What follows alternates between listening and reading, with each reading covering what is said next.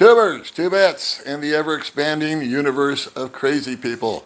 I am here with my friend Monty. Monty is the guy that you guys get to blame for me having a YouTube channel because it was just almost 3 years ago that he came over and convinced me to start it. Now, that originally is what I wanted to talk to you guys about, kind of the history of me and Monty and my YouTube channel. However, circumstances have changed, and this is going to be more of an informational video. Hopefully it'll give you guys caution, a reason to pause, and to think things through a little bit before you make the trip out here, or if you're already out here. Real quick, Monty was out here doing his thing and is married to a lovely young lady, and he was relying on income from a business that he had functioning quite well in the States. Over a period of time, the employees at that business started to use and abuse the bank account, amongst other things. So we won't belabor that. But what happened was, when Monty's wife was 5 months pregnant, it became apparent to him that he needed to get home and straighten stuff out with the business. Fire the certain people that were embezzling from him for short of anything else, get things back to running. It's a fence building business. He's very successful. He's very good at what he does. And so he went back and got that up and running again. And when it was time for him to come home, good old COVID struck. And so now he is stuck for over 2 years, 2.5 years, something like that, in the States. Missed the birth of his daughter, who's going to be 3, I think he said, in a few months. Yeah. And the only time that he was able to see his wife and his baby, like I said, missed the birth, was via Skype or Facebook or whatever, yeah. Facebook, okay, whatever communication they decided to use. And then 12 days ago, 14 days ago, you finally arrived? Was that it? Mm-hmm. 2 weeks ago. Okay, so 2 weeks ago, after 2.5, almost 3 years of being apart from his wife and child, Monty finally gets through the COVID deal, the One Health Pass, the this, the that, and the other. And what happened on day number 2, Monty? Day number 2, I had a stroke and lost part of my vision in my right eye. So 48 hours in country, and you had a stroke. Yep. What happened when you had the stroke? Did you go to the doctor? Did you just go home? What was the... I was outside and I yelled for her to come out, and she came out and checked me out and brought me in, and then I called my doctor back in the States, and he said, well, you need to get in and get an MRI of your brain, which I then did, and 3 days later got the results. And then found out that I had blown part of my retina over here during the stroke, and that I also had a small cyst in my brain, which he said was nothing, not to worry about. And you're communicating primarily with your physician in America. Right. So he's a cool guy. He's a guy you can call up and say, this is what's going on. Exactly. And did he get an opportunity? So he got an opportunity to actually read the MRI. Yeah, I went in and did all kinds of tests. Did kidney tests and all kinds of different things, and that actually, well, I'll add that to it in a minute. Okay. And did they do an MRI at that time? Yeah. And how old was the MRI machine? Well, I can barely fit in it, for one thing. I think it's strictly made for Filipinos. I was stuffed, and they put a cage around my head and then shoved me in that hole, and I was in there for 40 minutes. Wow. That was exciting. Yeah. And then how long did it take to get the results? 3 days. 3 days. Okay. Mm-hmm. So now you came back home after that. Right. And you and I were communicating almost every day, and I was checking up on you, seeing how you were doing. And then you had mentioned that you'd tried to drive your motorbike and you dropped it because you couldn't see. Yeah. So now Argyle, your wife, is the driver, thank goodness. Yeah. No. And you didn't get hurt too badly in the motorcycle deal. No. And so then you were feeling pretty good about 3 days after the stroke, Yeah. and you called me up and you said, "Hey man, let's go get some breakfast over at the Red Tables." And I said, "Sure." Yeah. And so we met up, and I got to tell you, he looked right as rain. I felt great. I felt like Both eyes nothing had were ever happened. open. He looked like the guy that I saw 3 years ago when he first left. Just 50 pounds lighter. 50 pounds lighter. Yeah, he lost a lot of weight. He'd been working tough, working hard back in America, getting his business organized and straightened out and profitable again. And then, so on day number 2, you had the stroke. By day number 5, you were feeling a little more chipper. And you and I agreed to get together and do some things. And then what happened? And day 12, I I went to a beach. I got very, very hot. I also have diabetes, and I think with that heat and everything, ran it up too high. And then I went into a restaurant nearby and with my wife and sat down, and I had a few sips of orange soda. And then she said, "You should come around here where the fan is. You look hot." So I walked around and sat in the other chair, and I fell out on the table. And she said I was down there on that table for 40 minutes. I could not move, could not figure out what was going on. Finally, the manager and my wife drug me off to the restroom, and because I felt like something was coming on, and I threw up like a gallon all over the floor in there. I just everything went. So it was probably the scariest time of my life. And my doctor back in the U.S., these guys weren't sure, but he looked over all the tests they did and everything from the emergency room, and he said, "Dude, you had a major heart attack." And that just wasn't something I was ready for, because usually I'm bopping around and doing this and that, and really shocked the heck out of me. And then being here in the Philippines, you know, I don't have my doctor here. I don't have some of the medical things that I would expect to have there. But my doctor told me what I needed to do, and then I got a cardiologist appointment this week. So hopefully they can figure out what's going on before it's my last one. Well, what kind of took me by surprise a little bit, not it shouldn't have, but it did, was that you were at Silliman, right? Yeah. And you went there after having this heart attack. Yep. And the doctor, the ER doctor, was their prognosis that you had a heart attack, or was it your home doctor? My home doctor in What was Orlando. the prognosis at Silliman? He acted a little confused, and he's like, well, you've got some markers that show you could have had a heart attack.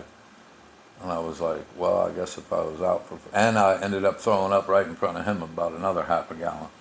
And that was interesting. They gave me a paper bag that blew right through, and my wife grabbed the baby's hat and put it underneath there. It went through that, and then they grabbed a plastic bag and put it on there, and there was a hole in the bag, so I ended up with it all over me instead of in the bags. But And that's a telltale sign of a heart attack. Yeah. I mean, that's what my doctor said, nausea you know. like that. He said if you blew like that, this is definitely a heart attack, and it sure felt like a heart attack. I felt like I had a 50-pound man sitting on my chest. Now, did they offer to admit you? Did they suggest that you be admitted? He wasn't allowed to admit me. Who wasn't? The ER doctor. Oh. He said I would have to go find a doctor somewhere, and then get him to admit me. And I was like, well, that's just kind of crazy. You know, I don't even know what doctor to go look for. And he couldn't recommend somebody for you No, there at he was. I Silliman guess he wasn't to- allowed to or something. He just wouldn't tell me anything except for I needed to go find a doctor that could admit me. Oh. So I felt much better after all that was going on. My my blood pressure was down to like 120 over 70, so that was good. And so I told my wife, let's just go home. And when did you start using the oxygen? That happened at 2 o'clock this morning. I just woke up and I couldn't breathe. I mean, I was just gasping for air and gasping for air and gasping for air forever. And then I didn't want to disturb my wife and daughter, so I laid there and suffered through it, just made sure I didn't fall asleep because I didn't want to have a heart attack and my sleep be gone. So we went over, and I got a tank next door here that's huge, and one of the cousins of hers said that she had an extra tank there. We just have to get it filled. And I got on that about 3 hours ago, and I feel a lot better. Okay, and then I put a post up on Facebook, I think yesterday, Yeah, but you're out about a about cardiologist. does anybody know where there's a cardiologist? And you were referred to a couple of guys. A couple of guys came back with a really good Yeah, guy, apparently. yeah, that one was a really good guy, And so he's we the guy called you him. have an appointment with? Yes, Okay. that was a guy from Sikihor. Okay. Yeah, yeah. The gentleman from Sikihor Yeah, he told me recommended a right. cardiologist that's here in town that he recommends. And in fact, a couple of other people recommended the same physician. And so you're going to be seeing him on Wednesday, and today is Sunday. Right. So that concerns me a little bit that you're not getting Yeah, in me there too. quicker. But That was the quickest appointment he had. that was it. I was hoping to go there like 10:15, or he's got to get a 10:15 appointment, show up at 10 o'clock and see him. Right. But nope, I got to go there at 9 o'clock in the morning. He'll see me somewhere between 10 and 11. And that's at Silliman. That's actually, no, it's at a, this is the same place where you had your ultrasound for the Yeah, baby. up right there. Yeah. So I'm thinking if I can go and get the echocardiogram before then, which is something my doctor in the U.S. said I need to have, it's going to show this guy what's going on with me and what, if I have clogged arteries or what's going on. And I figure that's going to save me a trip from waiting till Wednesday to go see him, and then him send me to go get an echocardiogram, whatever Uh-huh. it's called. So I'm going to try to do that on Monday and go to Silliman and see what I can get done there on doing So you're that. thinking ahead. You go ahead and get the echocardiogram and have that done.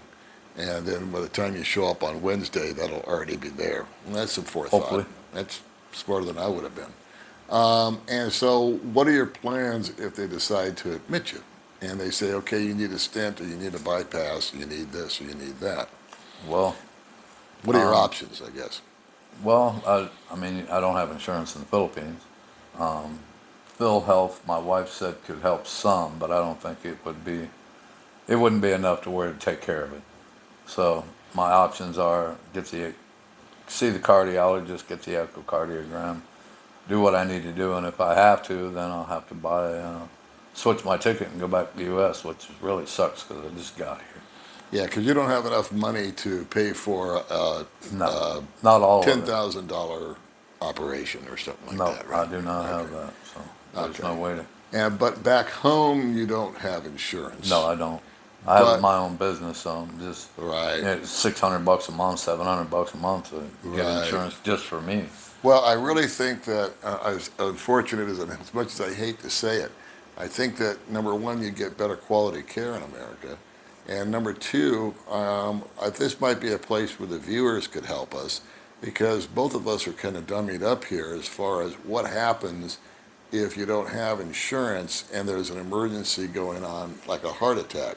Like I was telling Monty that I was under the impression, I still am under the impression, that if anybody was to roll into an emergency room, that they have to treat you. In other words, if I walked into ABC Hotel in Florida or Utah or wherever, and I say I've got chest pains and I collapse on the floor, my understanding is in America they have to treat you and get you in and get you corrected.